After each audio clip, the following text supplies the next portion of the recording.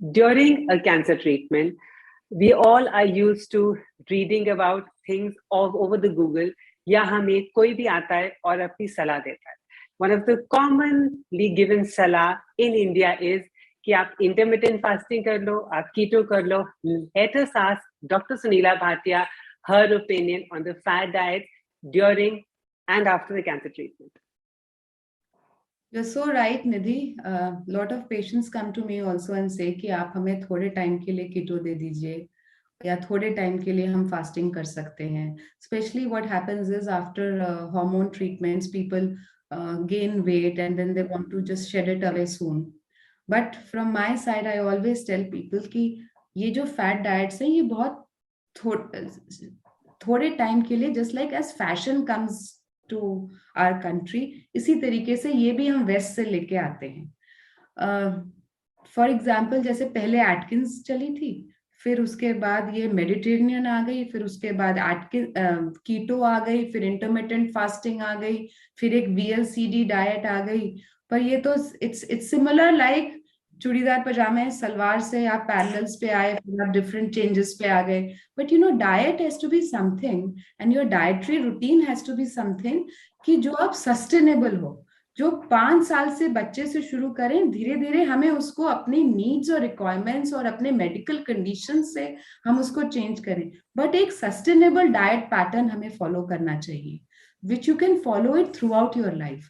But these diets cannot be followed for more than 2-3 months. And then when you leave those diets, your body becomes like a yo-yo. कि आपने 5-7 kilo कम किए, फिर 8-9 kilo बढ़ाए, फिर आप किसी और न्यूट्रिशनिस्ट के पास गए, उसने कोई और डाइट आपको बता दी, and then your body actually goes for a toss. आप किसी भी डाइट को अपने आप तो कर नहीं पाते हैं, बिकॉज कीटो बोलता है कि maximum calories should come from fat. अगर आप इतना फैट खाएंगे तो आपकी कोलेस्ट्रॉल लेवल्स बढ़ जाते हैं, डायबिटीज भी बढ़ जाती है. अच्छा, just because if someone in the family did it and got benefit out of it, and especially when you are taking any kind of a therapy for your medical condition, it doesn't necessarily mean कि आपको वो चीज भी suit करेगी. So it's a very personalized thing, and I would suggest कि इस treatment के दौरान में हमें कोई भी ऐसी फैट डाइट बिल्कुल नहीं करनी चाहिए. एक बैलेंस डाइटरी रूटीन करना चाहिए. ये इंटरमिटेंट फास्टिंग करेंगे तो एसिडिटी और डबल ट्रिपल हो जाएगी जब आप 12-16 घंटे की फास्टिंग करेंगे. हम यहाँ पे ईट स्मॉल फ्रीक्वेंट मील्स का कंसेप्ट करते हैं.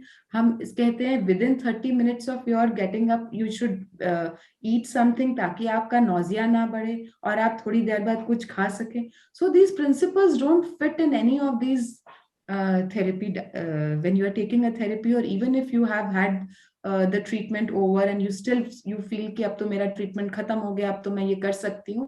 I think you should not go in for this. You should believe in a very balanced dietary pattern जो आपकी body को suit करता है, और जिससे आपको लगता है कि जैसे simple concepts like portion size control कर लीजिए, eating early, dinner timing, जो कि आप हमेशा करिए, which is good for everybody in the family, just not for you.